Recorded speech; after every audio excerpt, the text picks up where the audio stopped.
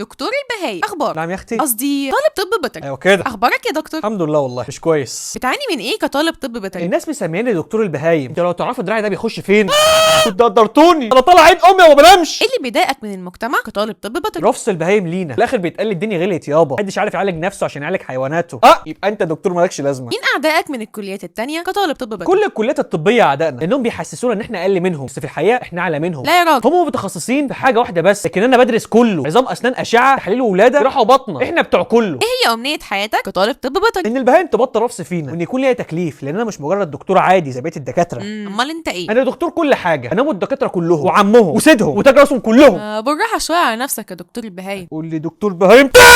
نهاية البودكاست ده تحب تقول ايه للمجتمع؟ ان انا اعلى من كل الكليات الطبيه، واي حد هيقول لي انت دكتور بهايم هستناه يجي يتعالج عندي. سيبونا نعيش حياتنا عشان انتوا من غيرنا ولا اي حاجه. في مقوله مش هتشطه بتقول the real doctor treats more than one species. سامعين يا بتوع طب بشري؟